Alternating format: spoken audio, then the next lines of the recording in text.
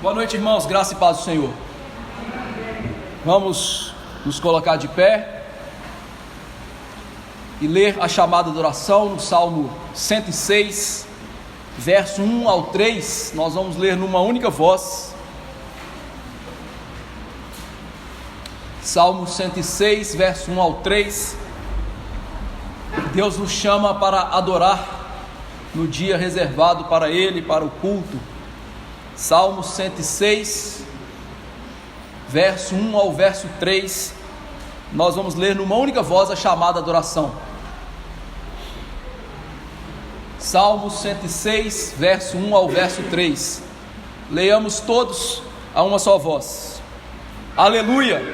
Rendei graças ao Senhor, porque Ele é bom, porque a sua misericórdia dura para sempre. Quem saberá contar os poderosos feitos do Senhor, ou anunciar os seus louvores? Bem-aventurados os que guardam a retidão e a justiça em todo o tempo. Ainda de pé, vamos orar, invocando o nosso Senhor. Pai bendito, excelso Senhor, Rei da glória, diante do trono de santidade, nós pecadores chegamos através de Jesus, pela misericórdia do Senhor, sabendo que Tu és bom e a Tua misericórdia dura para sempre. Prova disso é que fomos remidos para o culto, remidos para bendizer o Senhor e glorificar o Teu nome. E nessa noite, como resposta de gratidão à tão grande salvação derramada sobre as nossas vidas, nos achegamos a Ti para glorificar o Teu santo nome, para adorá-lo na beleza da Tua santidade. Haja vista a nossa indignidade, nós suplicamos, receba o culto, ó Deus, sendo propício a esses pecadores. Nós não merecemos isso, mas é o que precisamos. Abençoe-nos nessa noite, de maneira que venhamos a ouvir a palavra santa do Senhor com um coração bom e reto, frutificando a 30, 60 e a 100 por 1. Abençoe, ó Deus, para que a santa ceia do Senhor nos alimente do Teu Filho, da realidade do sacrifício vicário dele, fazendo-nos, ó Deus, mais firmes na fé, mais próximos do Senhor Jesus Cristo. E acima de todas as coisas, que este culto lhe renda o louvor, a glória, a honra que é devida somente ao Senhor. Que todos nós venhamos a diminuir, que todos nós entendamos que não somos o centro deste mundo, da igreja e do culto, mas o Senhor é. E que o Senhor nos conduza neste culto em espírito e em verdade. Em nome de Jesus Cristo. Amém. Ainda de pé, adoremos a Deus pelo Rei Jesus. Abramos a palavra no livro do profeta Isaías, capítulo 11, verso 1 ao verso 10, de maneira alternada. Livro do profeta Isaías, capítulo 11, verso 1 ao verso 10, nós vamos ler de maneira alternada estes versos. Livro do profeta Isaías, capítulo 11, verso 1 ao verso 10, em leitura alternada. E assim diz a palavra inspirada e santíssima do Senhor Deus: do tronco de Jessé sairá um rebento, e das suas raízes um renovo.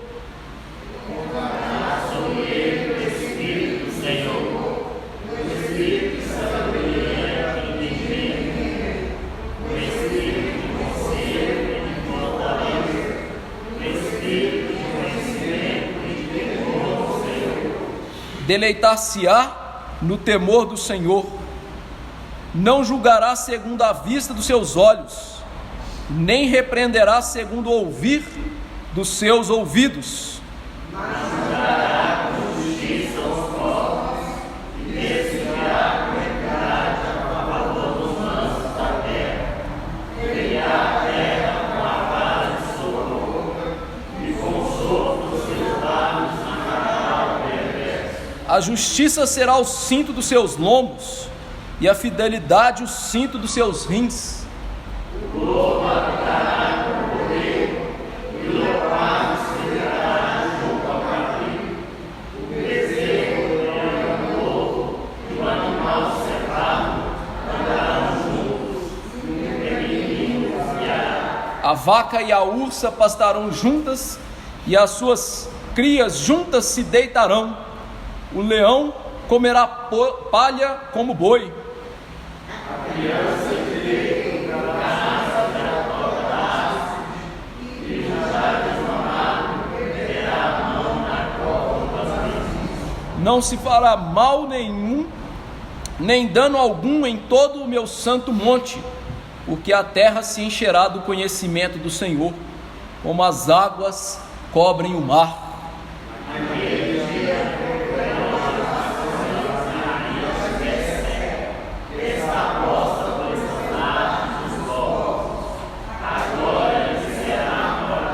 Louvado seja o Senhor. Vamos cantar o cântico ainda de pé. Glória para sempre.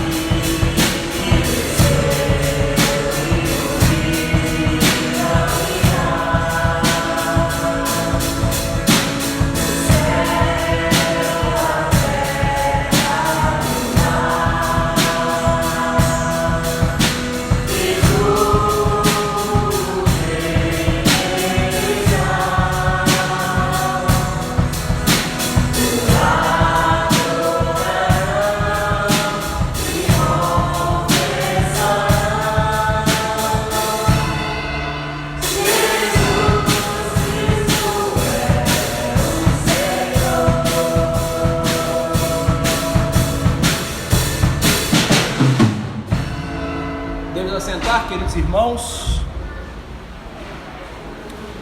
Vamos confessar os nossos pecados ao Senhor. Abram comigo a palavra do Senhor em Filipenses, capítulo 2, verso 1 ao verso 11. Eu farei essa leitura. Filipenses capítulo 2, verso 1 ao verso 11. Filipenses capítulo 2, verso 1 ao verso 11. Eu lerei e peço aos irmãos que acompanhem com bastante atenção na palavra. Filipenses capítulo 2, verso 1 ao verso 11. Diz assim a palavra de Deus: se há, pois, alguma exortação em Cristo, alguma consolação de amor, alguma comunhão do Espírito, se há entranhados afetos e misericórdia, completai a minha alegria, de modo que penseis a mesma coisa, tenhais o mesmo amor, sejais unidos de alma, tendo o mesmo sentimento. Nada façais por partidarismo ou vanglória, mas por humildade, considerando cada um os outros superiores a si mesmo. Não tenha cada um em vista o que é propriamente seu, senão também cada qual que é dos outros. Tende em vós o mesmo sentimento que houve também em Cristo Jesus, pois ele, subsistindo em forma de Deus, não julgou como usurpação o ser igual a Deus, antes a si mesmo se esvaziou, assumindo a forma de servo, tornando-se em semelhança de homens, e reconhecido em figura humana, a si mesmo se humilhou, tornando-se obediente até a morte, e morte de cruz. Pelo que também Deus o exaltou sobremaneira, e lhe deu o nome que está acima de todo nome, para que ao nome de Jesus se dobre todo o joelho, nos céus, na terra e debaixo da terra, e toda língua confesse que Jesus Cristo é o Senhor, para a glória de Deus o Pai. Paulo nos mostra que a glorificação de Cristo na sua natureza humana veio depois de sofrimento, um sofrimento do servo do Senhor, em que ele morreu pelos nossos pecados e por isso foi glorificado e recebeu um nome que está acima de todo nome. Graças a Deus por isso, porque é por meio desse sacrifício que recebemos o perdão de pecados. Tendo em vista isto, vamos orar silenciosamente, confessando os nossos pecados, suplicando a Deus misericórdia sobre as nossas vidas. E depois eu peço ao nosso irmão Felipe, que está lá no fundo, que nos eleve a Deus numa oração de confissão. Oremos silenciosamente, depois Felipe nos elevará a Deus numa oração de confissão pelos nossos pecados. Oremos.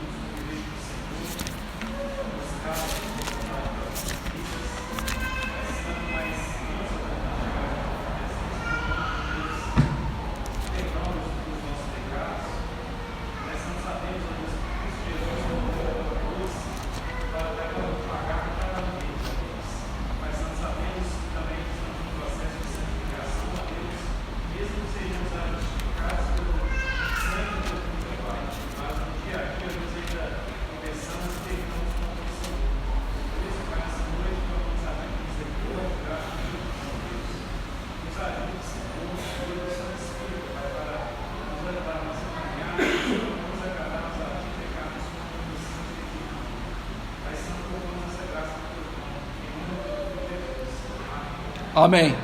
Louvemos a Deus pelo renovo, Jesus Cristo. Abramos todos a palavra do Senhor em Jeremias, capítulo 23. Nós vamos ler em uníssono os versos 5 a 8. Jeremias 23, 5 a 8. Nós vamos ler em uma só voz, em uníssono. Jeremias 23, 5 a 8.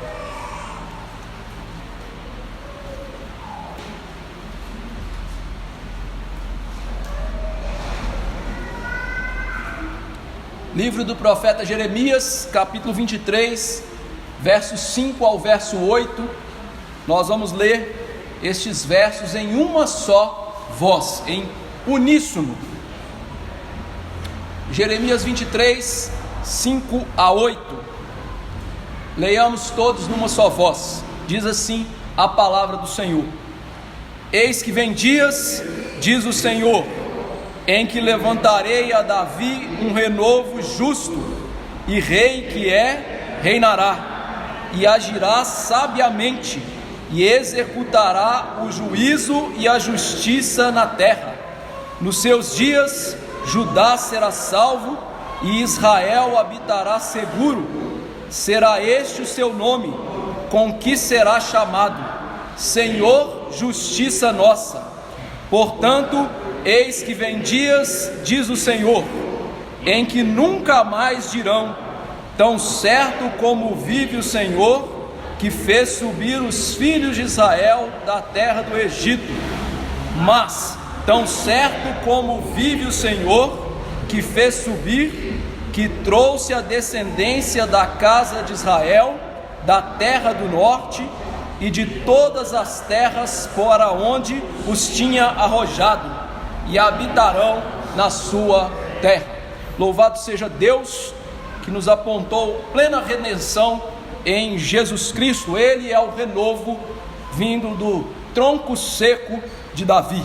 Graças a Deus por ele. Vamos nos levantar e cantar a uma só voz sobre esse Cristo com o hino 104. E aqueles que vieram preparados poderão lançar dízimos e ofertas no gasofilácio. Vamos nos colocar de pé e cantar o hino 104 a uma só voz.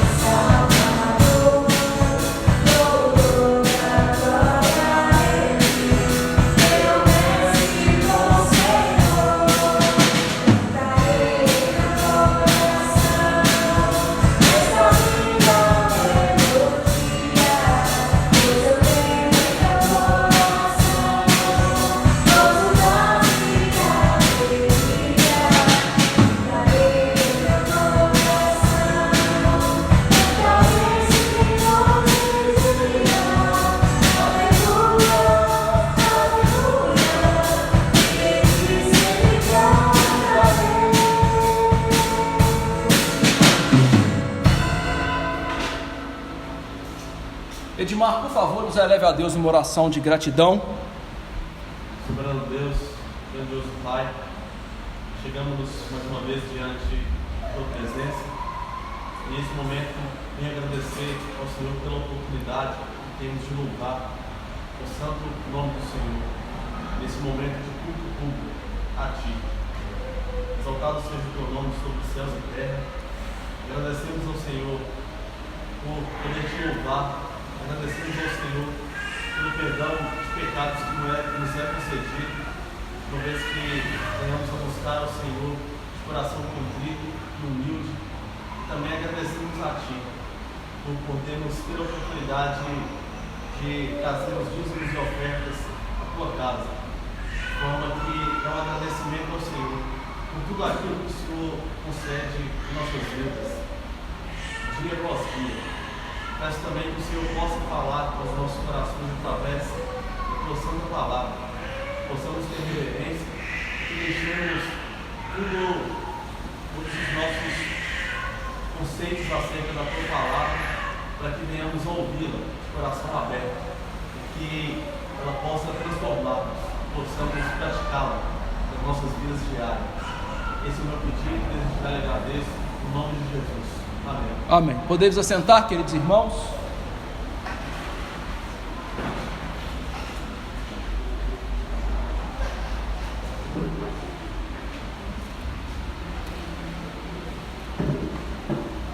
Antes de passarmos à pregação da palavra, eu vou chamar aqui à frente nosso irmão Marcos Júnior e Daiane.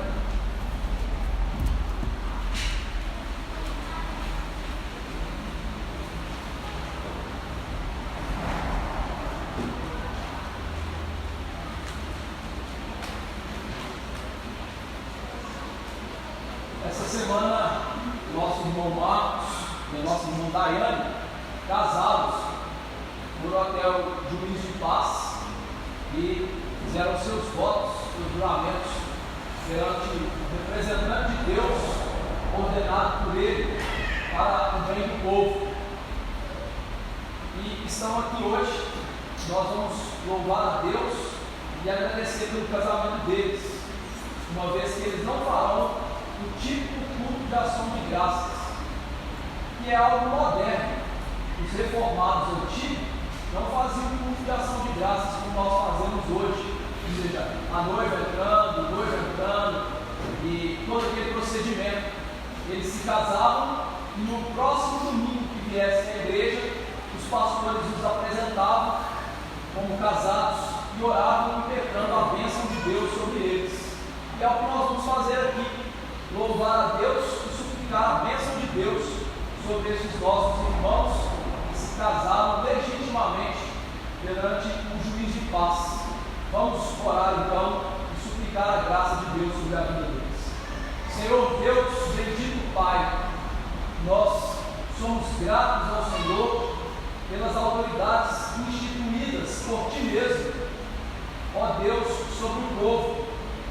Elas são bênçãos do Senhor para as nossas vidas, porque regulam o mal e recebem até a autoridade de casarmos diante do Senhor.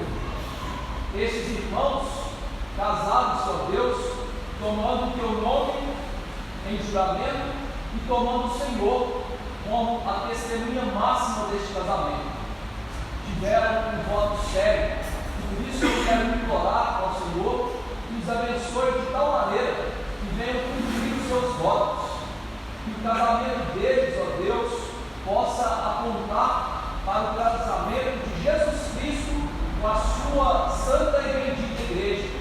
Abençoe o Júlio para que ame Daiane como Cristo ama a igreja e se entregou por ela, para que ele lidere, para que ele, ó Deus, aprenda as Escrituras e ensine a ela as sagradas letras, para que, ó Deus, ele leve aquele lá a praticar o culto doméstico.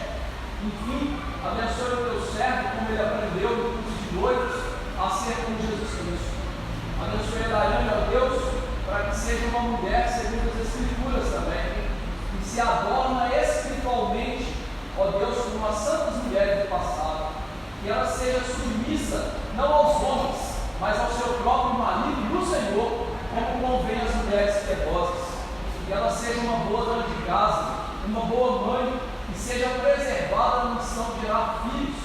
Ó Deus, abençoe esse casamento, que ele seja uma bênção para a nossa igreja, uma bênção para a sociedade, e ajude-nos, ó Deus, como igreja do Senhor, a aconselhá-los de acordo com a palavra, a ajudá-los a cumprir os seus votos, e, ó Deus, a chorar junto com eles, a alegrar junto com eles. Enfim, dispense a Tua bênção, e nós nos alegramos imensamente por esse casamento, e nos alegramos, ó Deus, pelo casamento de Jesus com a igreja, a qual trouxe a salvação, a redenção das nossas almas. E agradecemos porque na volta de Cristo nós cearemos com Ele nas bodas do Cordeiro. Bendito será esse dia, o encontro do noivo com a noiva. Ó Deus, abençoe as famílias dessa igreja, para que todas elas, os seus casamentos, apontem para essa realidade santa neste mundo tenebroso. É em nome de Jesus que oramos. Amém. Queridos, Deus abençoe. Deus abençoe. Conte conosco em oração e ajuda pelos votos. Poderia sentar, por favor.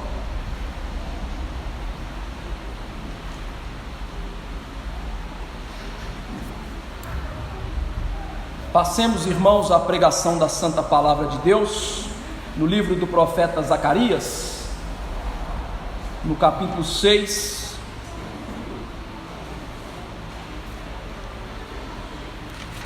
verso 9 ao verso 15, livro do profeta Zacarias, capítulo 6, verso 9 ao verso 15.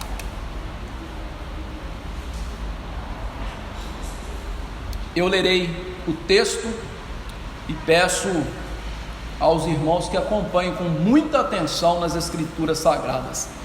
Livro do profeta Zacarias, capítulo 6, verso 9 ao verso 15. Assim diz a palavra.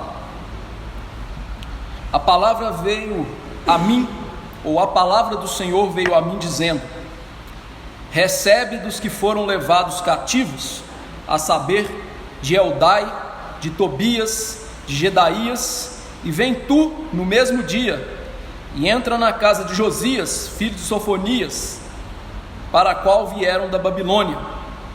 Recebe, digo, prata e ouro, e faze coroas, e põe-nas na cabeça de Josué, filho de Josadaque, o sumo sacerdote, e dize-lhe: assim diz o Senhor dos Exércitos: eis aqui o homem cujo nome é Renovo. Ele brotará do seu lugar e edificará o templo do Senhor.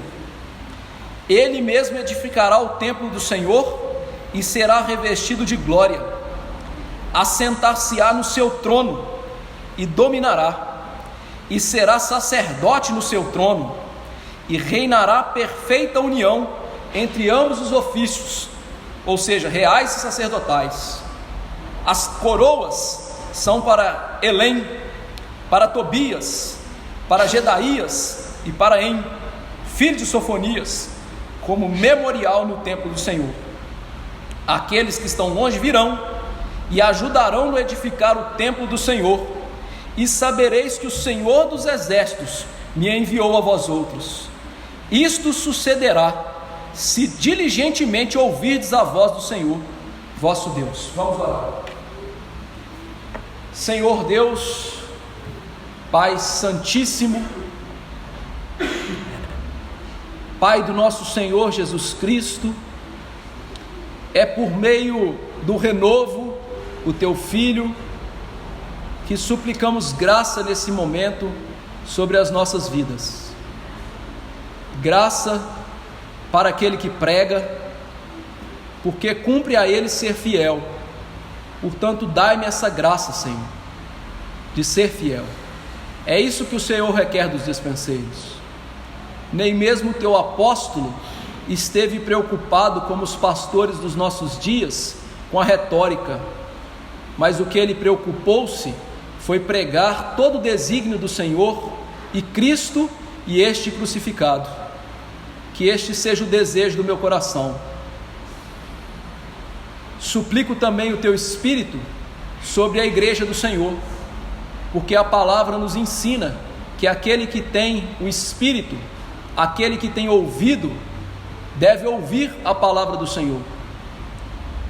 E que os meus irmãos ouçam com bastante atenção, para que sejam salvos e não recebam o juízo da tua palavra. Ó Deus, eu te imploro que o Senhor venha perdoar os nossos pecados, Senhor. Somos tão pecadores, tão indignos, tão, ó Deus, distantes da perfeição da tua palavra, tão aquém das coisas espirituais, carecemos da tua glória, da tua bondade, da tua verdade, mas nós imploramos nessa noite, e nós sabemos que se nos humilharmos diante da tua presença, o Senhor vem e sara a terra, ou seja, sara a tua igreja. Portanto, sara cada um de nós que está enfermo nessa noite, sara as igrejas do Senhor que estão enfermas nessa noite, por meio da pregação e da ação do teu Espírito por meio da pregação. Nós todos cremos no Espírito Santo, derrame-os, ó Deus, em profusão sobre nós, e mais do que todas as coisas, ó Deus, que nós sejamos como João Batista nessa noite, dizendo os nossos corações e atitudes: convém que Jesus cresça e que nós venhamos a diminuir. É no nome de Jesus que oramos, amém. Queridos irmãos, nós sabemos que este livro se passa 520 anos antes do nascimento de Jesus, e ele foi dado a um povo desanimado que deveria construir o templo e cuidava dos seus próprios interesses. Na semana passada nós acabamos de ver as 8 visões que Deus deu a este homem, Zacarias, numa única noite. Visões que eram pregações de temas importantes das Escrituras. A primeira visão e a 8ª visão mostravam a soberania de Deus sobre os ímpios e o juízo iminente, ou seja, Deus julgaria os ímpios e os exterminaria no juízo final. A visão 2, a visão 7, nós vimos aqui que Deus havia prometido promessas maravilhosas do pacto da graça, ou seja, que Ele salvaria o seu povo, que Ele mandaria o sacerdote Jesus Cristo para perdoar os pecados do seu povo, que Ele estaria com o seu povo, enfim, promessas maravilhosas. Mas agora as visões acabam, e mais uma vez Deus vai revelar a palavra do Senhor ao profeta, na maneira característica que Ele revelava aos profetas. E esta primeira mensagem, esta primeira revelação, ela é bem curiosa, porque ela funciona através de um ato simbólico, ou seja, como se fosse um teatro visível para o povo de Deus.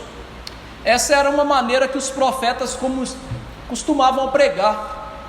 Você deve se lembrar de inúmeros profetas que trouxeram essas lições objetos, profetas que vestiam cintos de linhos e deveriam levá-los a lugares distantes e depois voltar para pegá-los.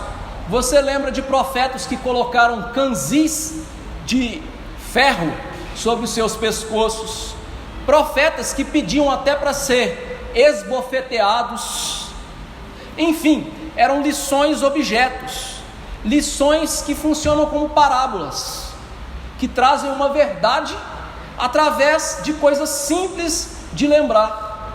E esta primeira mensagem de Zacarias após as visões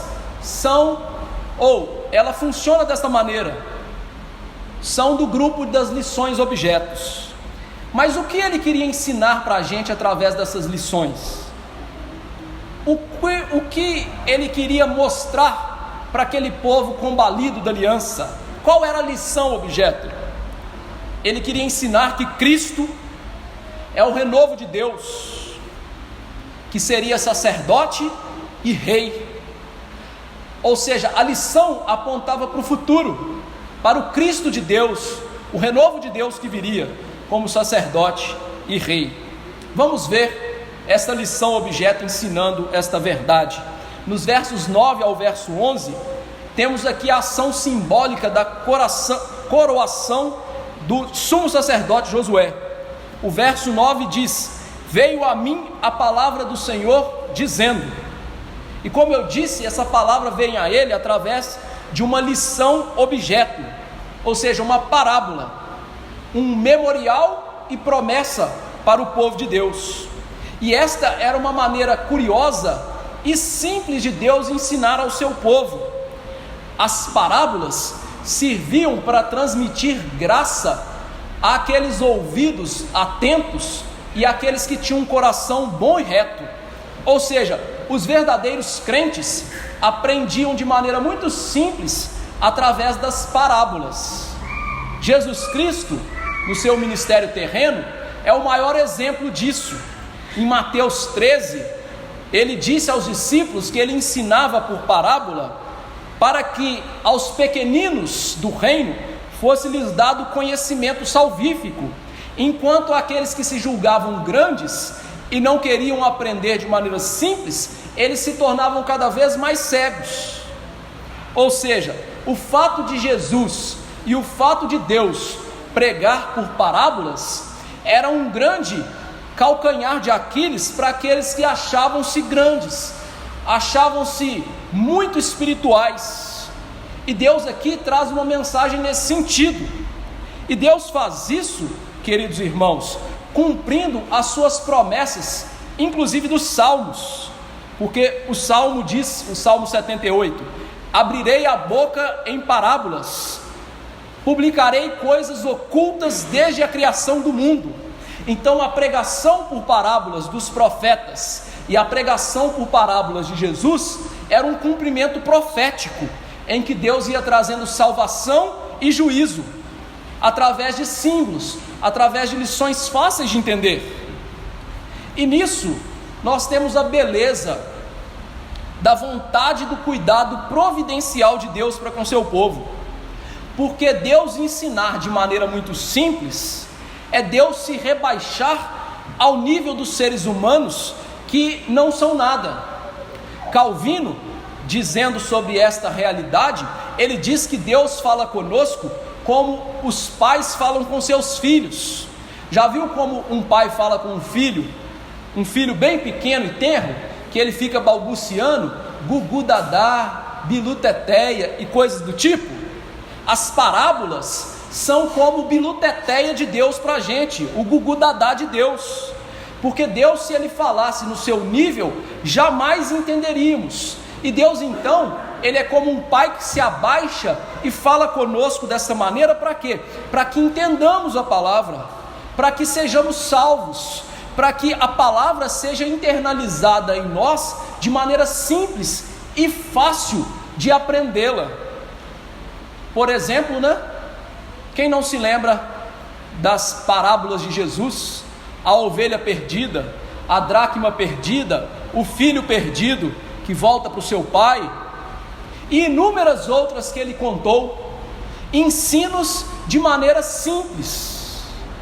E veja, queridos irmãos, que esse é um paradigma para nós que somos pastores, ensinadores das Escrituras. Infelizmente nós vivemos hoje num tempo em que os pastores querem ter uma boa oratória, e eles querem impressionar o seu povo com uma boa oratória, como se isso fosse algo que a Bíblia preconizasse, pedisse para os pregadores. Mas a Bíblia nunca pediu que os pregadores fossem assim. A Bíblia sempre ensinou que a maneira de Deus falar com o seu povo deve ser uma maneira simples, uma maneira de que todos venham a entender. E este era o método de pregação de Jesus. Marcos 4:33, no mesmo contexto de Mateus 13 que eu citei, Jesus pregando por parábolas, Marcos registra a seguinte verdade: com muitas palavras semelhantes lhes expunha a palavra, conforme permitia a capacidade dos ouvintes. Ou seja, Jesus expunha a palavra com palavras simples, parábolas, para que os ouvintes entendessem, compadecendo dos ouvintes. E esse é o paradigma para nós pregadores: pregar de maneira simples, falar na linguagem do povo, falar de maneira que nós não impressionemos com a oratória, nem com a técnica, nem com os recursos de preparar bons sermãos, mas falemos os nossos sermões e nossos estudos bíblicos como simples, como pessoas que falam para que os outros entendam e sejam salvos. E esta é a fidelidade que Deus requer de nós, e esta é a fidelidade que Deus exige dos pastores em todos os tempos. Uma coisa que nos encanta nos puritanos, e se você já teve a oportunidade de lê-los, é a profundidade e a simplicidade com que eles pregavam. Os puritanos, eles tinham uma regra, que eles pregassem de maneira tão simples, que a pessoa mais pobre ali, e o maior doutor, ou seja, a pessoa mais douta na igreja, aprendesse a mensagem do Evangelho. Bem diferente dos nossos dias. Certa vez eu ouvi uma pessoa dizendo: eu não entendo nada que o pastor diz, é muito bonito o que ele diz, mas eu não entendo nada o que ele diz. Ou seja, um ministério de pregação jogado fora. O que adianta eu ficar pregando para vocês se vocês não entendem? Nada. Então a fidelidade é ser como Deus, pregar de maneira simples. E o que Deus ia ensinar de maneira tão simples àquele povo? No verso 10, ele mostra que homens que vieram da Babilônia chegaram agora para ajudar o povo de Deus. Temos aqui Eldai, Tobias, Gedaías e Josias. Nós não sabemos muito mais deles na palavra, mas esses homens agora estão voltando no exílio, e eles se dispuseram a trazer bens materiais, ouro e prata, para ajudar na reconstrução do templo. A reconstrução do templo estava difícil, tinham poucos recursos, a obra era lenta. Sabe, você já tentou construir uma casa, e aí você chega no meio da construção e fala assim: lascou, já peguei um empréstimo, já dispus de todo o meu fundo de garantia, já vendi até os talheres e acabou, não tem jeito mais. Sabe esse tipo de coisa? Era o que estava acontecendo com eles. E Deus move o coração desses homens a milhares de quilômetros de distância, para virem muitos anos depois que esses irmãos voltaram, para ajudá-los a construir o templo com os bens materiais deles. Ou seja, eles estão trazendo sua prata, o seu ouro, tudo aquilo que eles tinham, dedicando a Deus para construir o templo. E lembre-se que aqueles que estavam lá na Judéia tentando construir o templo, pouco tempo antes, eles estavam construindo as suas casas bonitas, deixando o templo em ruínas. Por isso a Bíblia registra o nome destes homens aqui, que nós não sabemos muito sobre eles, mas ela registra para nos dar um exemplo de pessoas que vivem não apegadas às coisas transitórias desse mundo, mas que usam as coisas transitórias desse mundo para o bem do reino, para a glória de Deus. Estes homens são exemplos de pessoas que receberam dons, talentos e compartilham com a igreja, com o povo de Deus. Eles se dispõem a usar os recursos que Deus dá para o bem do povo de Deus, para o bem da obra de Deus. Ou seja, eles entenderam: os nossos bens são de usufruto nosso, mas qual é a prioridade deles?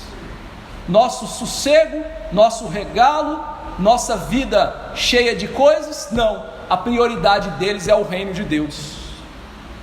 Jesus ilustrou isso através de uma observação precisa no templo, em Lucas 21, 1-4. Eu vou ler para você e você observe com atenção.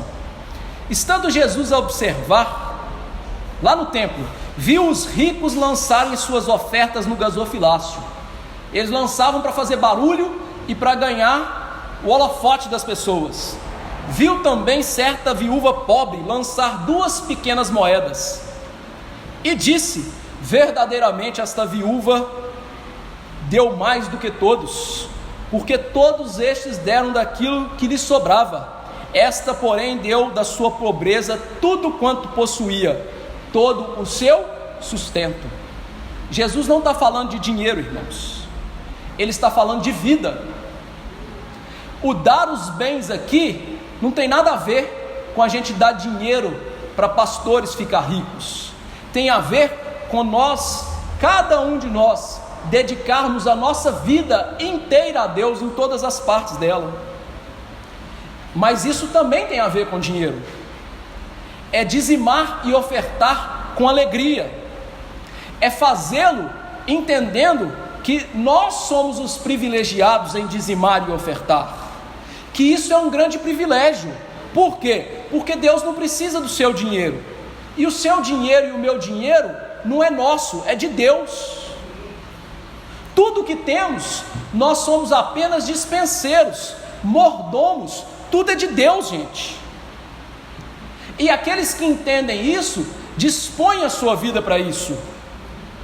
Eles ajudam a igreja, ajudam os pobres. Calvino chamava isso de um ministério do rico e o mistério do pobre. Deus coloca na igreja ricos e pobres, para que o pobre seja ali a tentação do rico, ele olhe e seja tentado a confiar nas riquezas e não no Deus das riquezas. O ministério dos ricos é ajudar os pobres, e o dos pobres é a serem os membros mais honrados do rebanho. Ou seja, todos eles dispondo a vida inteira para Deus. E o que seria feito com essa prata e com esse ouro, além de construir o templo?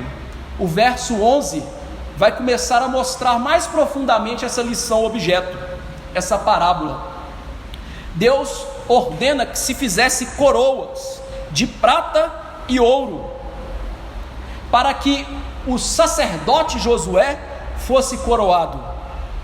Este ato, irmãos, é um ato simbólico. O oráculo estava sendo dado, a pregação estava acontecendo, e depois que aquilo acabasse, a coroa tinha que ser removida, ou as coroas.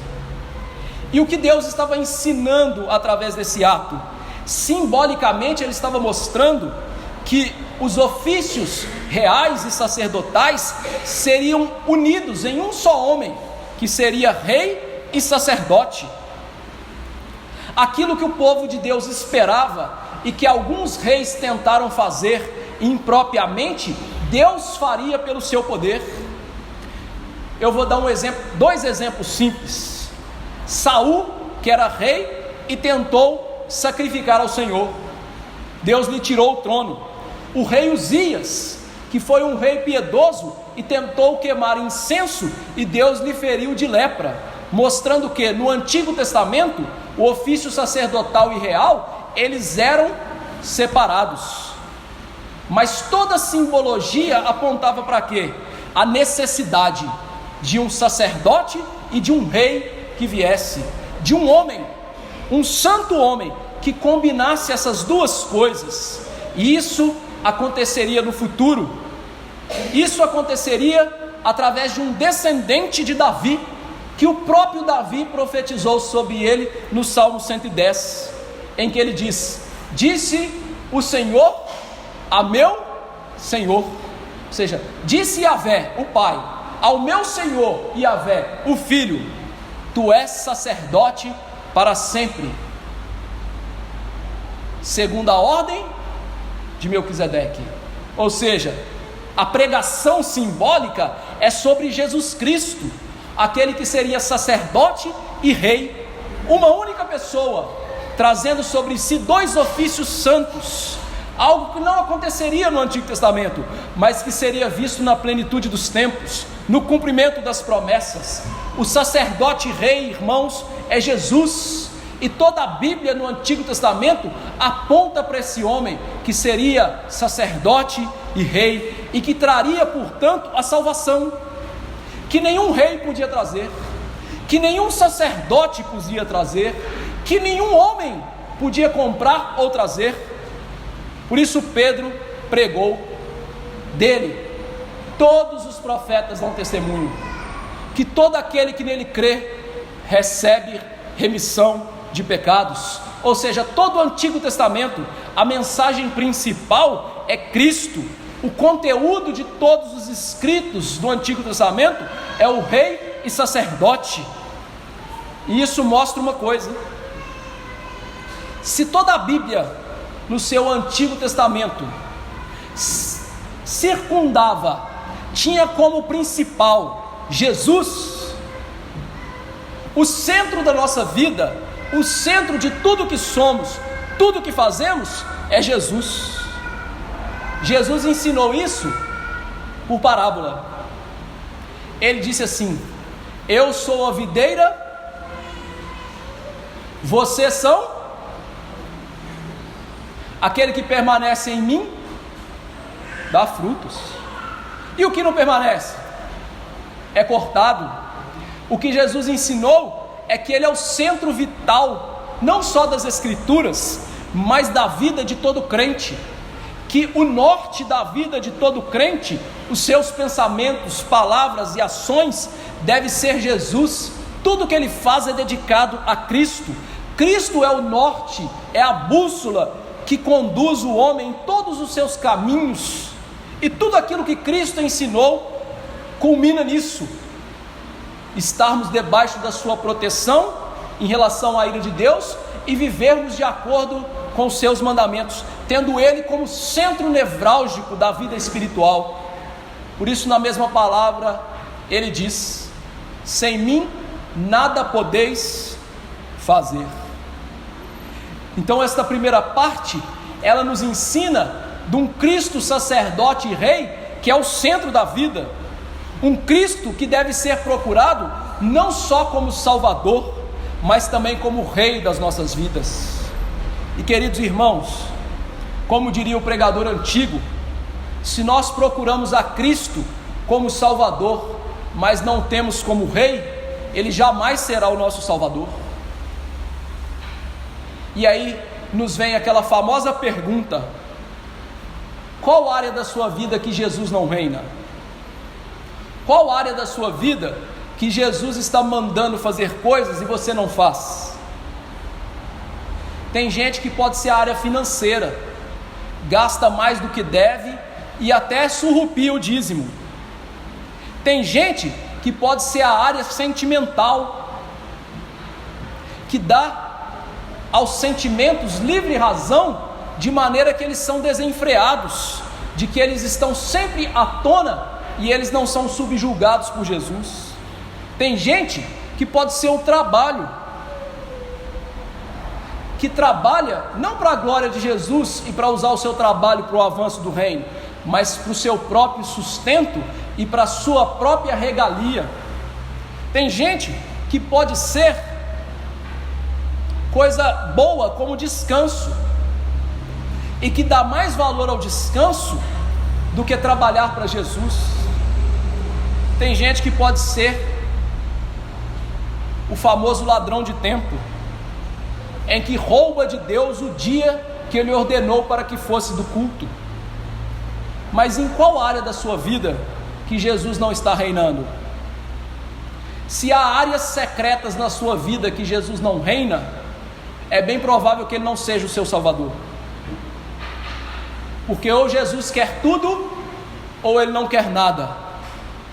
A figura da viúva pobre é para todo crente: ou é a vida toda, ou não é nada. Não há nem meio termo com Jesus. Existe meio discípulo? Verso 12 e 13. O que isso ensina sobre o sacerdote e o rei? Que ele é o renovo de Deus. O verso 12 diz que este homem que está sendo coroado, Josué, aponta para uma outra pessoa, que, como nós já sabemos, é Jesus. Mas esta pessoa aqui, que é Jesus, é chamado de renovo. Ele já havia sido chamado de renovo no capítulo 3, verso 8. E ele é chamado de renovo em outras partes da Bíblia. Jeremias 23, 5 e 6 diz que o Senhor levantaria um renovo justo. Ele reinaria e seria sábio e executaria juízo na terra. E nos seus dias o povo seria salvo, porque ele seria Senhor, justiça nossa. Isaías 11:1 diz que do tronco de Jessé Deus levantaria um renovo. Então a palavra renovo aponta para o Senhor Jesus Cristo, mas aponta para o Senhor Jesus Cristo como um rei perfeito. E este é o grande detalhe, porque todos os reis de Israel, mesmo aqueles que foram piedosos, eles nada eram a não ser homens falhos, pecadores. Davi, homem segundo o coração de Deus, adulterou, matou e escondeu o corpo. Bom rei. Uzias, que eu já citei, bom rei, foi queimar incenso no templo, ficou leproso para o resto da vida e não se arrependeu. Bom rei. Zedequias, depois de um grande livramento, mostrou a pompa do seu reino para a Babilônia, e por causa daquilo, Israel foi parar na Babilônia. E ele disse: graças a Deus que isso não vai acontecer nos meus dias. Bom rei, escorregou. Josias, excelentíssimo rei, talvez um dos melhores. Deus disse para ele não ir à guerra contra o Egito, foi e morreu na batalha, lá em Megido, de onde vem o nome Armagedon, do Novo Testamento, o lugar da batalha do rei. Percebe? Ou seja, todos aqueles reis eram pecadores, eles eram uma figura pálida de Jesus. O renovo é o rei perfeito, é o rei que o povo de Deus precisa em todos os tempos.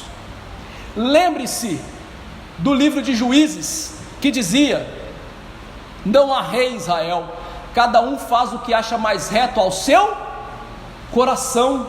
Ou seja, a Bíblia ensinava: Deus vai mandar um rei perfeito, nós precisamos de um rei perfeito, e ele não é ninguém desta estirpe de pecadores, ele é Jesus, o renovo. E ele é chamado de renovo, irmãos, porque há um trocadilho na palavra de Deus. A palavra renovo significa rebento, aquele que brota de uma terra seca.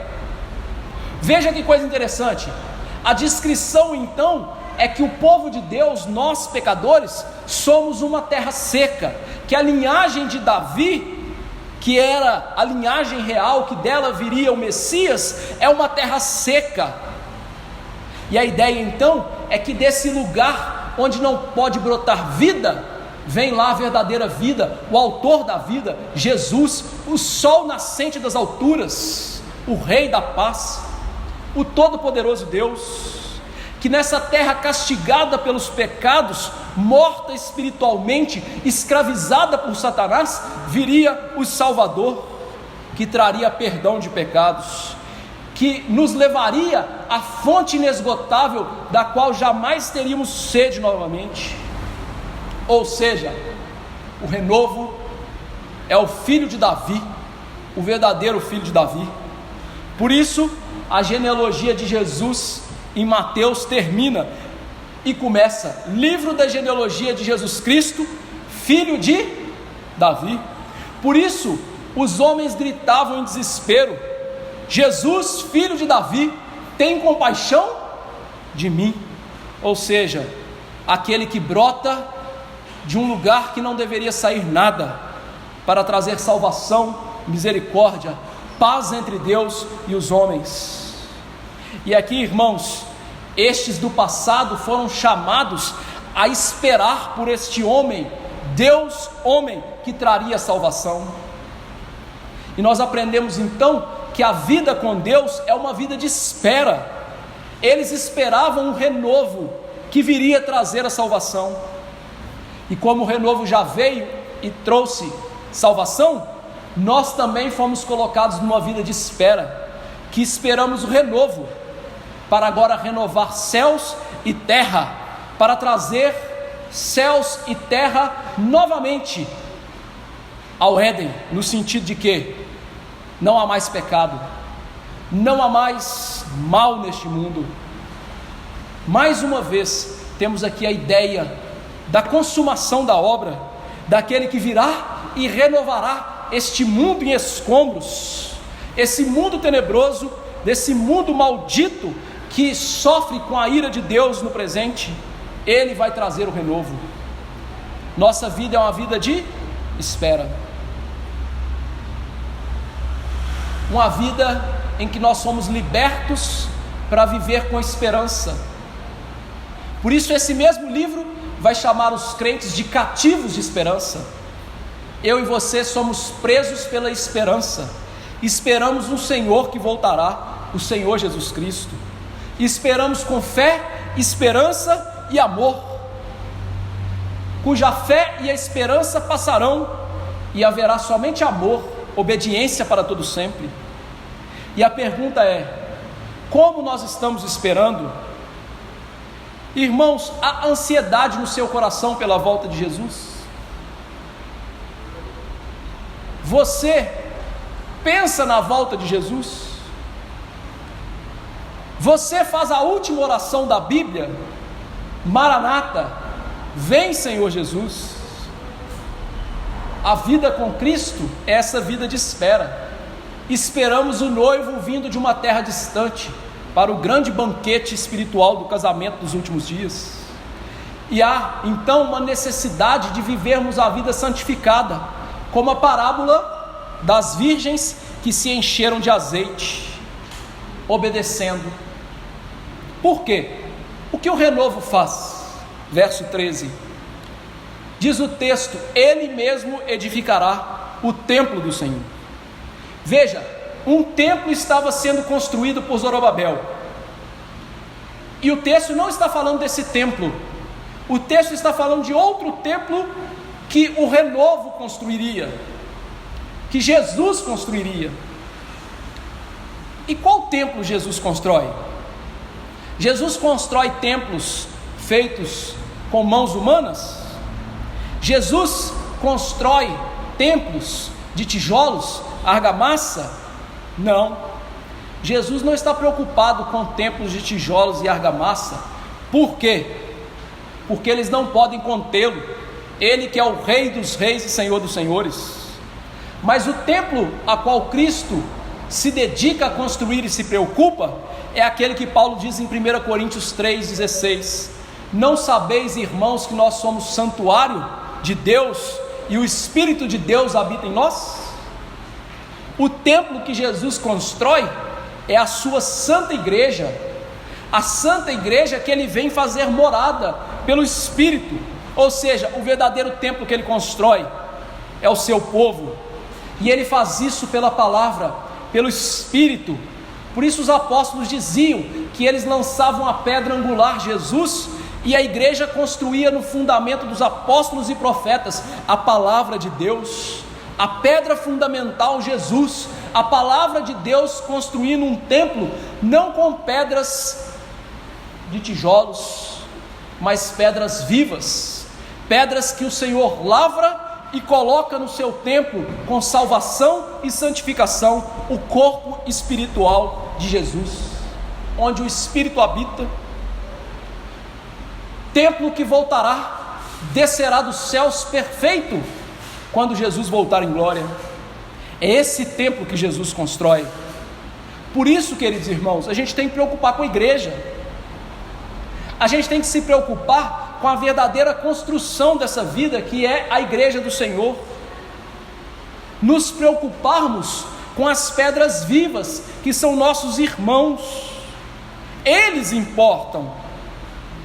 Não importa se você morar num casebre, se você edificar a igreja de Deus, mas importa se você morar num palácio e não edificar a igreja de Deus.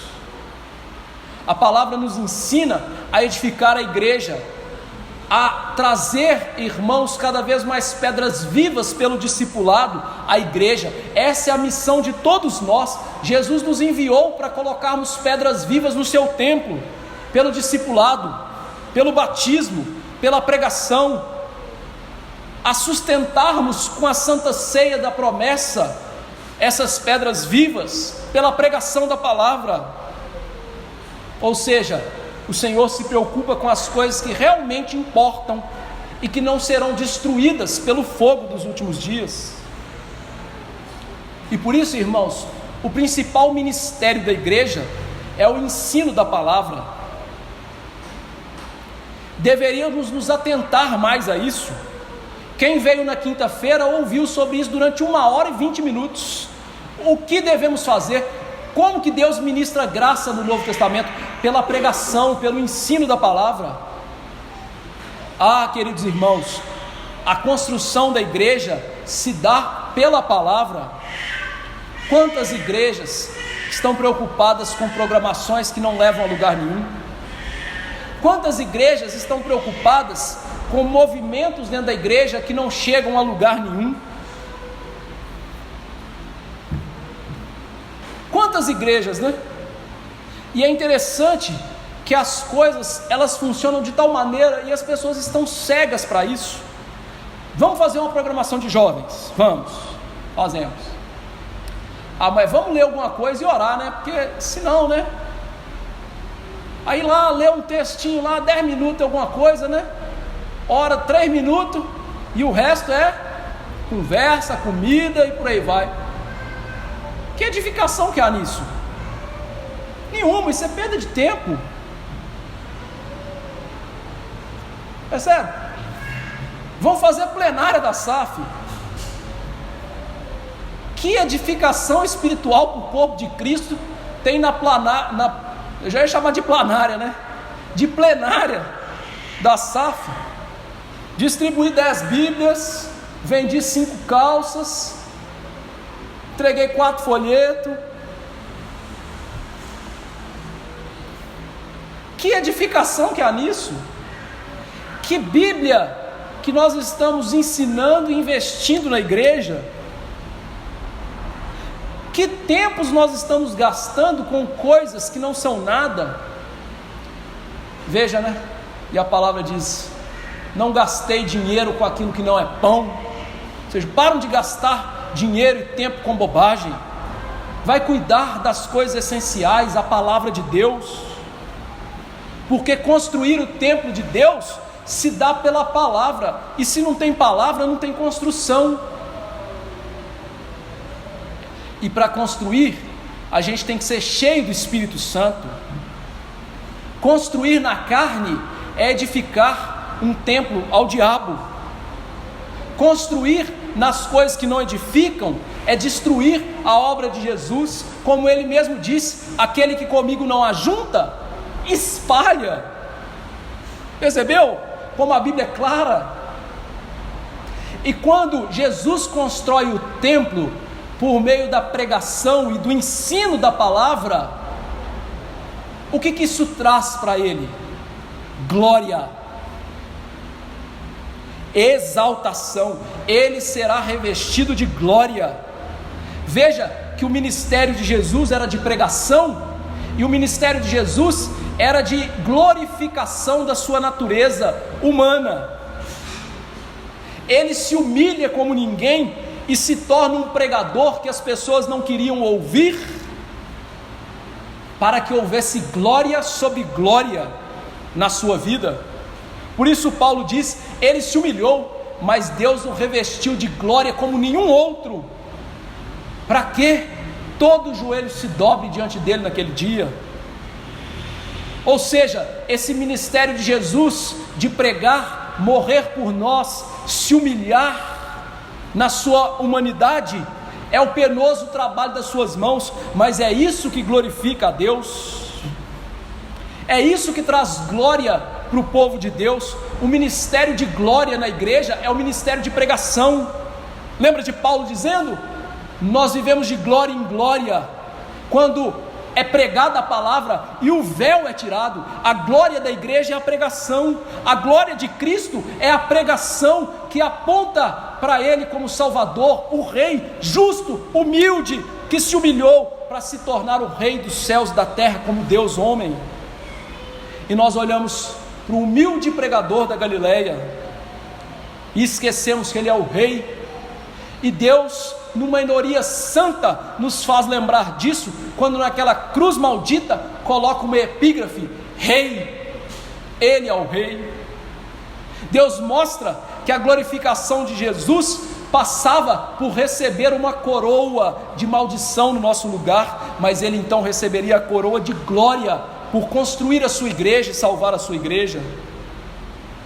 Agora imagine aquele povo sob dominação estrangeira ouvir o que vocês estão ouvindo aqui hoje. virá um rei. Ele reina perfeitamente. Que conforto! E que conforto é para nós hoje ouvir que Jesus é o rei da igreja,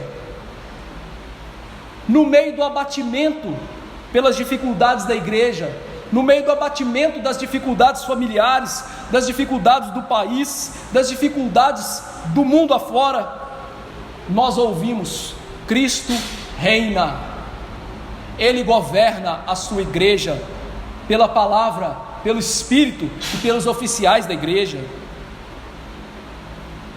Cristo reina sobre o mundo, Ele governa esse mundo, como diz o Salmo 2, com cetro de ferro, e ninguém pode lhe arrebatar este cetro. Ele é o Siló de Deus, que Jacó profetizou, que o reino jamais seria tomado. Que consolo, não é? Cristo cuida da sua igreja. Que consolo saber que a igreja está nas mãos de Jesus, que ela não está à mercê da sorte desse mundo, mas que o renovo de Deus reina sobre a igreja e sobre o vasto universo, que o seu poder soberano está sobre todas as coisas. Mas veja que esse rei não é apenas rei, ele é sacerdote. Diz o texto que ele é um sacerdote no seu trono.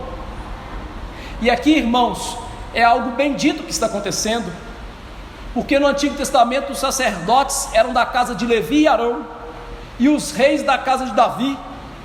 Jamais poderia uma pessoa ser rei e sacerdote, mas segundo a promessa de Deus, Deus daria um rei e um sacerdote. Um rei que, como eu já disse, reina sobre nós, mas nós precisávamos também de um sacerdote. Por quê? O que o sacerdote fazia? Primeira coisa, o sacerdote orava pelo povo diante de Deus.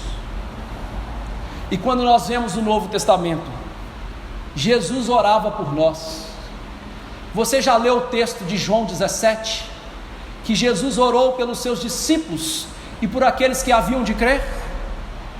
Você já leu Hebreus 7:25, que diz que Jesus vive sempre a interceder por nós na glória celeste? Você já leu o livro de Zacarias, que nós vemos mais de uma oração de Jesus como anjo da aliança no Antigo Testamento pela sua igreja? O sacerdote ora, e o que Jesus faz por nós? Ele ora. Sabe por que ele ora? Para nos dar salvação. Jesus ora porque senão cairíamos e não teríamos salvação nas nossas vidas. Jesus ora para que Satanás não obtenha vantagem sobre nós, como ele disse para Pedro: eu roguei por ti, Pedro. Jesus está agora orando por nós, orando para que essa palavra entre no nosso coração e a gente mude de vida, orando para que a nossa igreja avance com o Evangelho, orando para que os ímpios recebam juízo. Cristo ora por nós, e ai de nós se não fosse a oração de Jesus. O que mais o sacerdote fazia? Sacrifício pelo povo. E quando nós lemos Jesus no Novo Testamento, nós vemos o sacrifício dele. O autor de Hebreus diz lá no capítulo 9, que ele ofereceu a si mesmo, como sumo sacerdote e sacrifício a Deus. Pelo Espírito eterno, ele se ofereceu ao Senhor, oferta e ofertante ao mesmo tempo. Cristo é o nosso sacerdote, oferecendo a si mesmo pelo nosso perdão. Ele é o Cordeiro Pascal, mas ele é o sumo sacerdote que não apresenta o seu sacrifício nesse mundo, mas no trono da glória, para que Deus o aceite e nos perdoe, no verdadeiro sacerdócio e no verdadeiro templo da glória do Senhor. Hebreus 9:14. Ele é o sacrifício único e eficaz para o nosso perdão, e por isso nós podemos nos achegar a Ele como perdoados, e por isso nós não precisamos de altar na igreja, porque não há nada mais a ser sacrificado, porque Ele é o sacrifício vivo e perfeito, que remove os pecados de uma vez por todas. O que mais o sacerdote faz? Ele abençoa o povo. No final de cada culto no Antigo Testamento, como no final de cada culto do Novo Testamento, o sacerdote levantava a mão e pronunciava a bênção arônica: o Senhor te abençoe e te guarde, Ele volva o rosto para ti, Israel, e te dê a paz. Ele saía com as mãos levantadas abençoando o povo. E Jesus faz o que pela sua igreja? Ele abençoa a sua igreja, e Ele abençoa a sua igreja sobretudo com a palavra e com os oficiais. Por isso Paulo diz no capítulo 4 de Efésios que Jesus levou cativo e o cativeiro, e Ele concedeu dons aos homens, bênçãos aos homens, ou seja, a sua igreja, interpretando o salmo da coroação e da entronização da arca da aliança, representando o próprio Cristo. Perceba que Cristo foi elevado aos céus e nos deu de lá o seu Espírito, bênção maior. De lá nos deu a sua Escritura, que seria a espada do Espírito, e de lá Ele deu uns para apóstolos, outros para profetas, evangelistas e mestres, pastores do rebanho. Deus abençoa a sua igreja com pastores, oficiais, presbíteros, diáconos, que são o ofício de real de Jesus no meio da igreja. Cristo nos abençoa lá dos altos céus. Ele é o sacerdote rei. O sacerdócio reinado está sobre ele, e nós jamais deixaremos de ser abençoados por causa disso. E essa bênção ficaria circunscrita a Israel? Não. Verso 14 e 15. Verso 14 diz que as coroas eram para ser tiradas de Josué e colocadas no templo. A ação simbólica agora cessa, e aquelas coroas são colocadas no templo como um memorial. Lembre-se, essa é uma ação simbólica, não é uma coroação real. Josué não seria o rei do povo de Deus, ele apontava para o Jesus, que era o rei e o sacerdote do povo de Deus.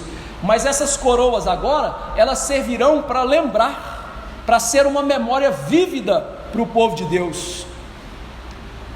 Deus precisa de ser lembrado de algo? Jamais, Ele não esquece das coisas. Deus é onisciente, mas Ele nos dá memoriais, símbolos que nos servem para lembrar das coisas. E Deus aqui estava dando um símbolo para a pregação dos sacerdotes e dos profetas dos seus dias, um símbolo que daria àqueles ensinadores da palavra, como o bordão de Arão e o maná, a lembrança da promessa de Deus. Qual promessa? Jesus vai ser o sacerdote e o rei. Os pregadores então apontariam para esses símbolos visíveis, e o povo entenderia e lembraria aquela mensagem: está vindo o rei, está vindo o sacerdote, não se esqueça das promessas. E veja, irmãos, é curioso como Deus faz isso no Novo Testamento. Deus nos deu dois símbolos no Novo Testamento: Santa Ceia, que aponta para a morte de Jesus e a sua volta, vocês têm que fazer isso até a minha volta. E nos deu o batismo, que aponta para o lavar regenerador do Espírito, pela palavra da verdade. Deus ainda prega por símbolos. Os pregadores ainda usam símbolos para ensinar a cada um dos pequeninos do rebanho as promessas do Evangelho, as realidades de cumprimento em Jesus Cristo. Por quê? Porque nós somos rápidos em esquecer as realidades espirituais. Tanto esta é a verdade, que você lembra como que o quarto mandamento começa o dia do culto? Em Êxodo 20, lembra-te, percebeu? Se é para lembrar, é porque o quê? Nós somos débeis e esquecemos, somos muito hábeis em esquecer as coisas espirituais, as leis de Deus, os símbolos de Deus, a palavra de Deus, e somos rápidos para lembrar das coisas dessa vida. Então Deus deu memoriais. Essas coroas vão ficar aí para ser uma pregação visível. Esta ceia está aí para ser uma pregação visível de Jesus.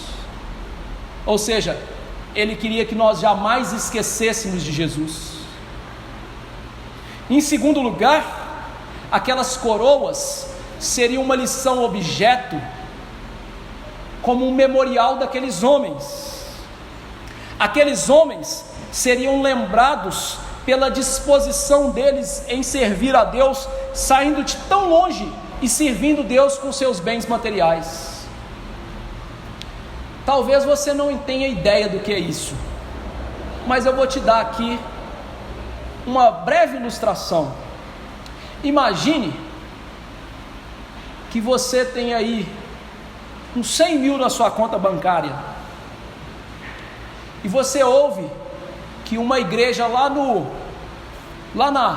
em Manaus, lá no Amazonas, está precisando de recurso financeiro, e você vai lá no seu gerente e saca lá 80 mil reais, fala assim, vou levar lá, e aí você prepara o carrinho, né?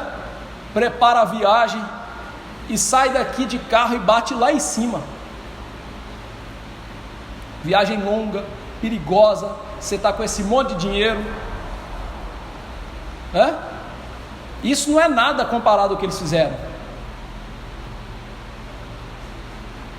Eles estavam lá em carruagens, né? Cavalinhos, mulinhas, ouro e prata na mão, viajar era perigoso. Deus então colocou os nomes desses homens para eles serem lembrados, para a glória dele, para mostrar como a graça dele trabalha em corações pecadores, de maneira que nós até mesmo nos arriscamos pelo Evangelho. E veja que Deus faz questão de esquecer aqueles que não querem participar da redenção. Você se lembra do nome daquele que deveria resgatar Ruth, a Moabita? Não tem. Ele é chamado na Bíblia de fulano, Alone Pelone, ou seja, aquele que não deve ser lembrado. Um homem que não quis participar da redenção, Deus disse assim, eu esqueço, estou nem aí para ele, estou nem aí para aqueles que não querem trabalhar para mim. Por isso que Jesus disse na sua volta, para aqueles que o chamavam de Senhor, Senhor, e não trabalhavam para Ele, não viviam em obediência, você, apartai-vos de mim, maldito, eu não conheço vocês não, o nome de vocês não está no livro da vida, são bodes. A igreja está cheia de bodes, pessoas que não querem trabalhar para a glória de Deus, que não querem se dispor com seus recursos, dons, talentos para Deus. Mas você lembra de uma mulher que ungiu Jesus com um ano inteiro de salário? Que ela derramou um vaso cheio de nardo precioso, quebrando o alabastro, ou seja, algo caríssimo, na cabeça de Jesus, e ele disse que ela havia ungido ele para a sua morte. Mateus 26:13 diz, em verdade vos digo, onde for pregado o Evangelho em todo o mundo, será contado isso para a memória dela. O mesmo princípio está válido aqui para esses homens. Ou seja, Deus se lembra do nosso trabalho. Paulo ensinou isso aos irmãos em Corinto. Em Deus, o nosso trabalho não é vão. Por isso, irmãos, a gente deveria se animar para trabalhar pela obra de Deus, fazendo para a glória de Deus, porque Ele não se esquece. Há um memorial santo diante dele. O livro de Malaquias, o último livro do Antigo Testamento, Deus me trouxe a memória aqui agora, termina sim com um memorial santo para aqueles que falavam de Deus naquela época. Olha que coisa bonita, trabalhavam para o reino, e esse memorial está aqui, para quê? Por quê? Por aquilo que Deus ia fazer por nós. O verso 15 diz que pessoas de todos os lugares viriam edificar o templo de Deus. Como eu já disse, Jesus não constrói templos feitos com mãos humanas.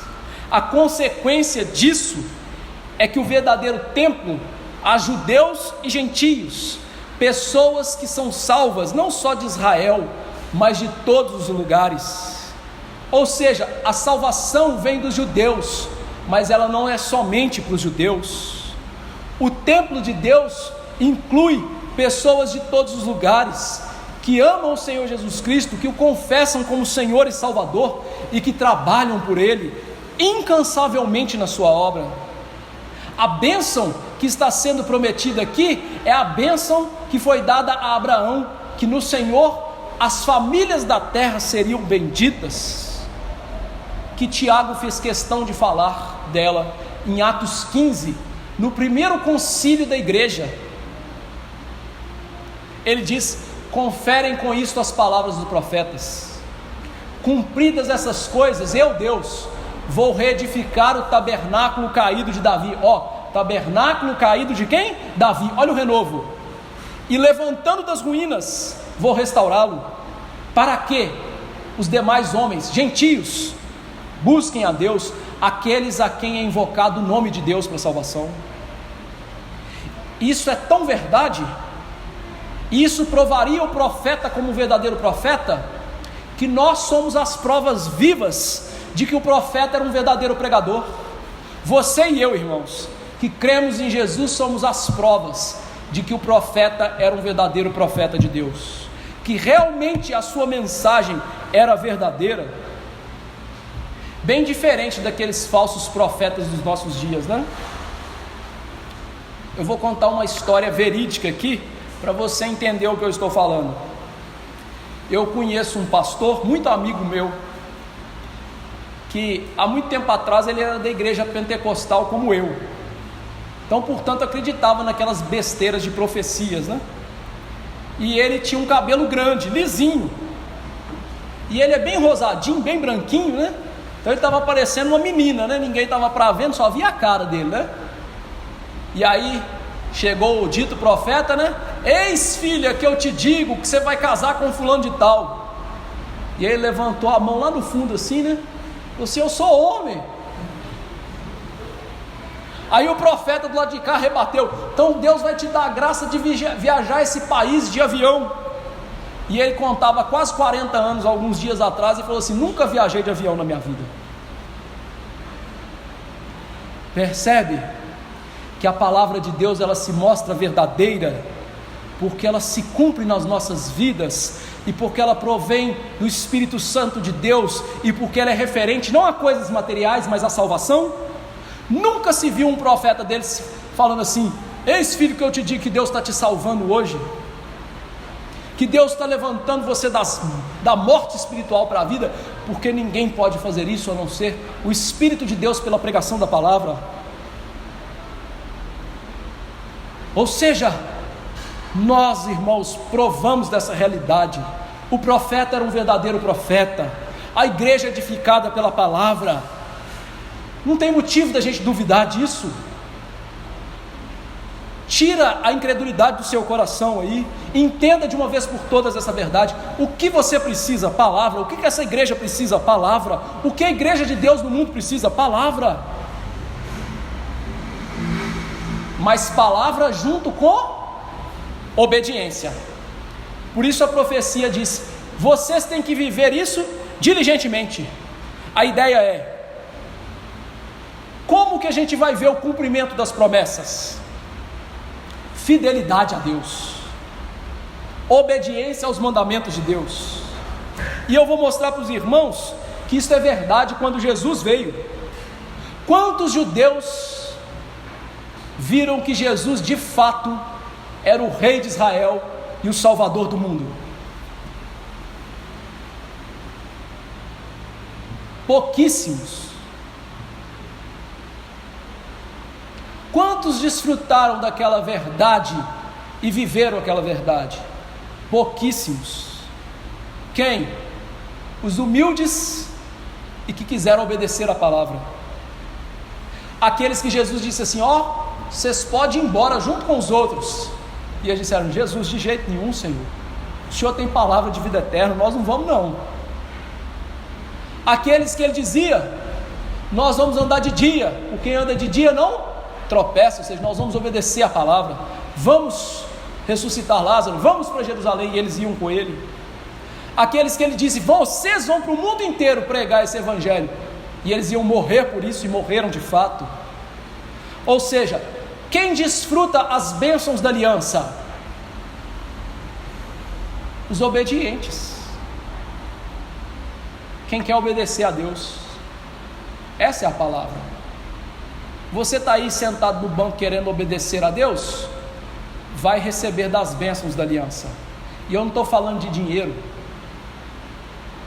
eu estou falando de gozo espiritual, de vida íntima com Jesus, daquela que você chora no seu quarto e você, entre aspas, sente espiritualmente que Jesus estava ali te confortando pela palavra, pela oração.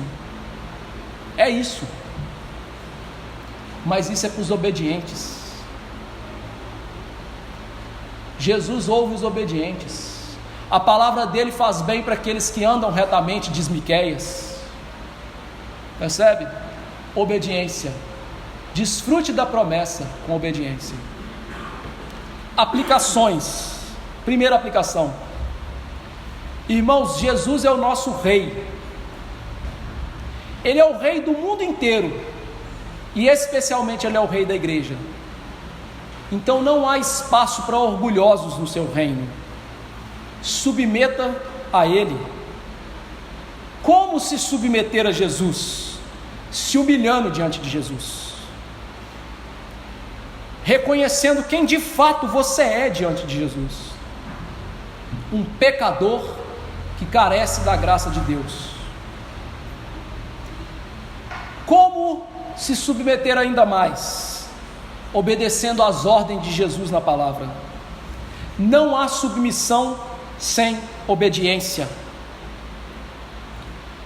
O filho que não te obedece, você o considera como submisso? Por que Jesus vai te considerar como submisso se você não obedece?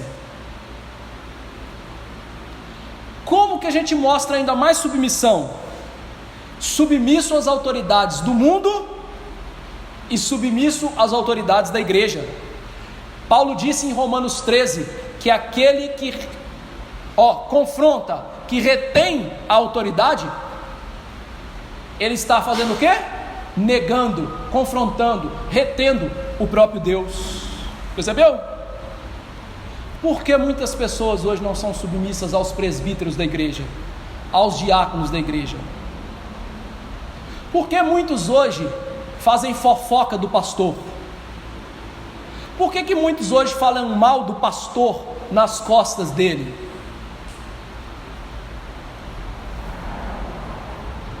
Porque não tem submissão a Jesus. Lembre-se, quem resiste às autoridades resiste a Deus. Foi isso que ele ensinou para Samuel. Samuel estava tristonho lá, né? Senhor, esse povo me rejeitou. Ele falou: rapaz, apruma isso, vira homem. Eles estão rejeitando, não é você não, é a mim. Deixa de ser o centro do universo. Rejeita a Deus.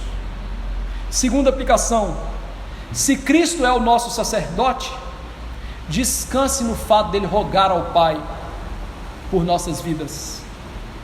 Descanse no fato de que a minha oração e a sua falha, irmãos, de que a minha oração e a sua às vezes são ralas e fracas, mas Cristo não para de orar por nós. Cristo tem sempre os ouvidos do Pai abertos para Ele. Deus às vezes fecha o ouvido dele para nós. E eu vou pegar aqui pesado com os maridos, tá? Maridão, você está fazendo culto doméstico na sua casa? Tô não, pastor. Então para de orar até você fazer, porque Deus não vai te ouvir. 1 Pedro 3,7 diz que aquele que não vive a vida comum do lar com discernimento, Deus não escuta as orações.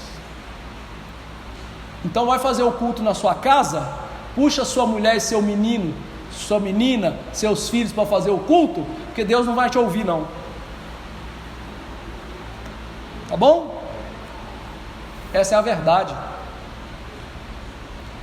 Mas Cristo está orando para que você e eu façamos o culto, para que você e eu sejamos fiéis a Ele. Ele está orando: Senhor, faz isso no coração desse pecador, eu amo, faz isso.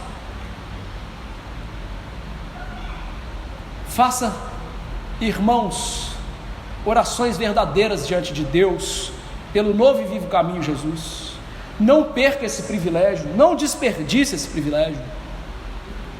Entre diante do trono da graça, não jogue fora isso. Terceira aplicação: se Cristo não é o seu rei, Ele também não é o seu sacerdote. Se humilhe e peça a Ele para que Ele te salve hoje, agora. Se humilhe, fala: Senhor, eu estou me enganando nessa igreja, eu estou enganando as pessoas com minha falsa fé.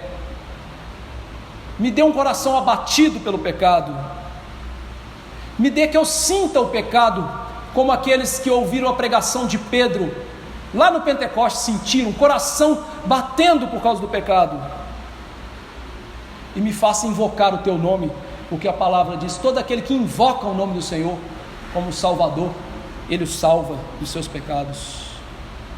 Se humilhe. Quarta aplicação: Cristo está edificando o seu templo como grande construtor, e Ele quer que você e eu trabalhemos, participemos dessa obra. Trabalhe, irmãos, para edificar a igreja. Fale de Jesus para as pessoas na sua escola, no seu trabalho. Fale de Jesus para o seu irmão que está sofrendo, que está fraco na fé, que está em dificuldade. Você já falou de Jesus com alguém dessa igreja? Você já chegou para alguém que está sofrendo aqui e falou assim: meu irmão, Jesus está contigo, eu quero te mostrar o verdadeiro Jesus da Bíblia, eu quero mostrar que o seu sofrimento não é nada diante dele. Você já fez isso? Por que não? Por que não está construindo a igreja? Está perdendo tempo em construir o que nesse mundo? Jesus vai queimar tudo. Você faria um castelo de cartas se você soubesse que alguém ia botar fogo nele? Mas você está fazendo isso na sua vida, ao não fazer nada pela igreja. Mas quando você fizer, não tire o fundamento, Jesus e a sua palavra. E ao fazer isso, Deus não vai se esquecer. Aqueles que tiram o fundamento da palavra, Ele vai lançá-los no esquecimento do pecado e da ira para sempre. Mas aqueles que colocam o fundamento da palavra, como os apóstolos e profetas, e constroem em cima dele com materiais duráveis da santa doutrina, como diz Paulo aos irmãos em Corinto, estes sim receberão o louvor de Deus. Quinta aplicação: Cristo exerce a sua função de sacerdote, irmãos, fazendo sacrifício por nós de uma vez por todas, para nos reconciliar com Deus, e Ele continua orando por nós. Então aproveite esses benefícios, ame esse sacerdote, viva por esse sacerdote, louve esse sacerdote. Jesus exerce as suas funções de rei, chamando cada um de nós para si, formando um povo.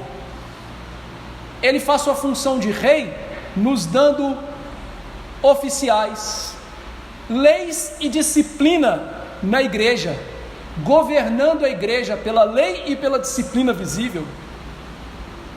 Ele dá a graça salvadora para nós, Ele recompensa a nossa obediência, Ele corrige cada um de nós pelos nossos pecados, e Ele nos preserva, porque nós somos pecadores.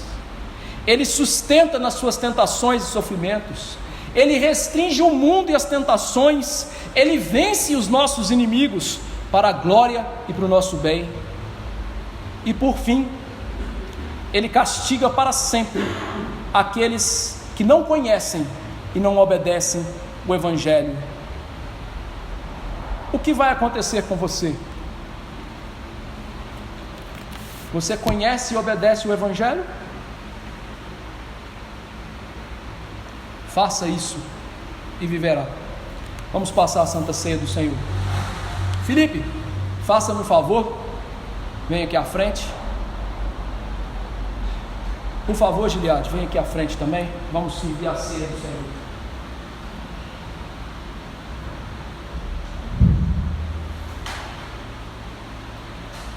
Felipe, traga por favor o álcool para a gente se higienizar.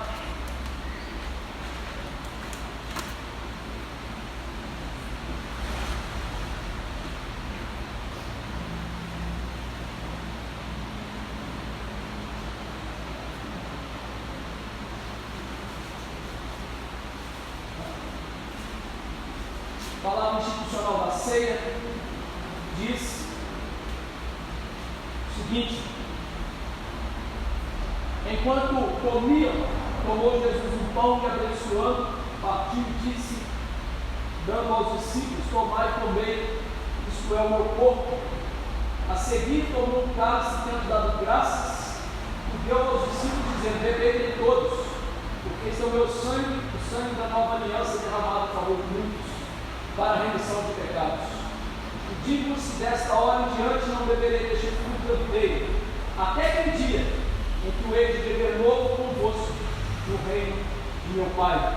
Quando cantado o hino, saíram para o monte das oliveiras. Essa Santa Ceia é, como nós vimos hoje, uma lição objeto. Que ela nos ensina. Que memorial é esse?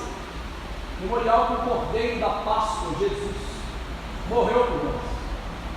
O seu corpo foi dilacerado, o seu sangue foi vertido, fazendo-se uma nova aliança no sangue verdadeiro que perdoa pecados. Ou seja, nos ensina que Jesus morreu para que nós pudéssemos ser perdoados dos nossos pecados. Algo que jamais faríamos, algo que jamais temos condições de fazer. Portanto, essa ceia é um memorial. Mas Deus é tão bom que, como a lição objeto hoje que nós vimos, a pregação da palavra como alimento espiritual, isso aqui também é um alimento espiritual. Deus nos alimenta por meio dessa palavra visível, como diria Agostinho de Hipona, do seu Espírito, da graça salvífica. E Deus usa este sacramento, esse meio de graça exterior, tão simples, tão singelo, para nos conceder graça salvífica. E Ele faz com que esses sacramentos, tão pequenos, sejam eficazes para a nossa salvação. Veja que bondade de Deus.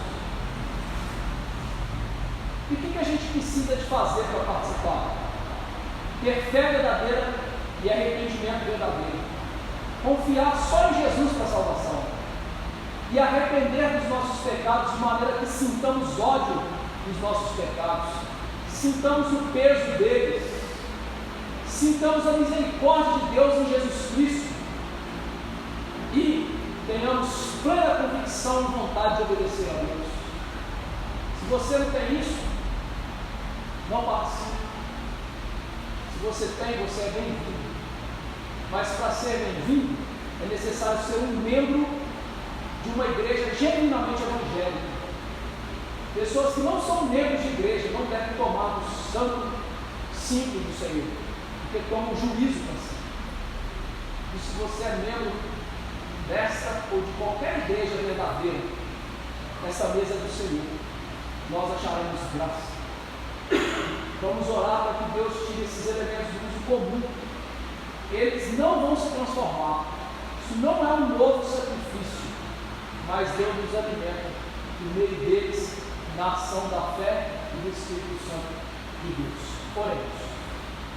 Senhor bendito, Pai celeste e maravilhoso, graças te damos pelo sacrifício maravilhoso de Jesus. Graças te damos, ó Deus, por este meio de graça exterior tão bendito.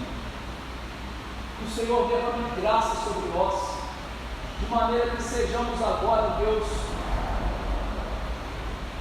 participantes dignos da tua mesa, não porque tenhamos dignidade nós mesmos, mas porque fomos alvejados no sangue do Cordeiro, fomos perdoados por Cristo e reunidos no povo santo do Senhor, no teu redil maravilhoso, e hoje somos cuidados por Jesus. Portanto, que este sacramento nos seja um meio de graça excelente para a nossa salvação e fortalecimento da nossa fé, para que, ó Deus, possamos aprumar os joelhos trôpegos, para que as nossas mãos que estão enfermas sejam fortalecidas, como Davi pediu, adestra as nossas mãos para a batalha, Senhor, para que possamos batalhar pelo bem do Senhor. Enfim, dai-nos a tua graça. Nós merecemos o juízo, mas nós precisamos da graça e da misericórdia do Senhor. Tira esses elementos, ó Pai bendito, do uso comum. Tira esses elementos desse uso comum, para que eles nos alimentem, que Jesus Cristo, com sua graça, alimentem a nossa fé tão pequenininha. Ó Deus, que a nossa fé venha crescer sobre o barreiro.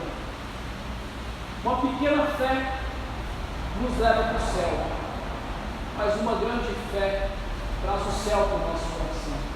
Aumenta-nos a fé. Em nome de Jesus nós imploramos. Amém. Na noite em que o nosso Senhor foi traído, Ele tomou o pão, tendo dado graças, e partiu e disse: "Esse é meu corpo, que é dado por vós. Fazer isso em memória de mim." Queridos irmãos, todos aqueles que forem participar deste pão, vocês podem se colocar de pé para que os nossos irmãos nos distingam para tomar a Santa Ceia do Senhor.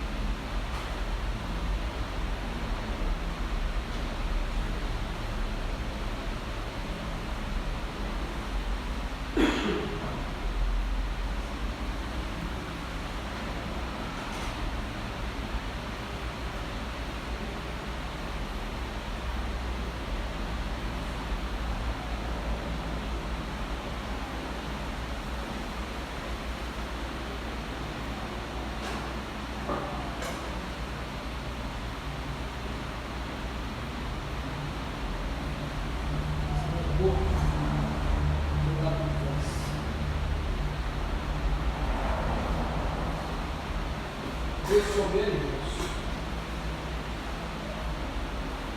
semelhante modo, depois de haver ceado, Ele também tomou o cálice, dizendo: "Esse é o cálice da nova aliança no meu sangue. Fazer isso todas as vezes que vos reunides em memória de mim." Aqueles que tomaram do pão também devem tomar do cálice do Senhor.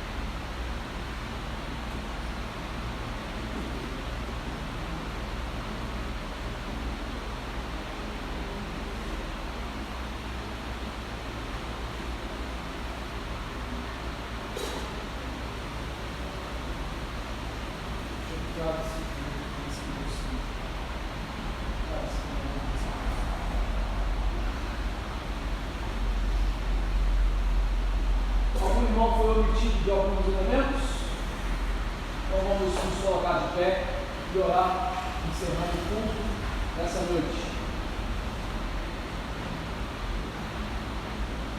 Bendito Deus, Pai Celeste maravilhoso, te agradecemos pelo culto, a alimentação que tivemos do Senhor. Peço a Deus, o Senhor derrame cada vez mais graças sobre cada um de nós, sobre a nossa igreja, para que obedeçamos ao Rei e Sacerdote Jesus Cristo. Dai-nos graça para que as nossas vidas, ó Deus, sejam submissas a Cristo em todas as áreas. Que Ele reine nos nossos corações soberanamente, ó Pai. E eu te imploro, perdoa os pecados desta igreja, da minha vida, da minha família, das igrejas do Senhor, porque tão pouca submissão tem sido vista em nós, ó Deus, igreja dos nossos dias. Dai-nos a tua graça, traga, ó Deus, um verdadeiro avivamento e reforma nos nossos dias, ainda que o Senhor não faça isso de maneira, ó Deus, profusa, mas faça isso naquelas igrejas que têm procurado pregar fielmente o teu Evangelho. E edifica a tua igreja, Senhor, para que a glória seja toda de Jesus. E nós, que somos construtores adjuntos, venhamos cada vez mais diminuir, e teu Filho possa ser visto como Rei da glória que Ele é.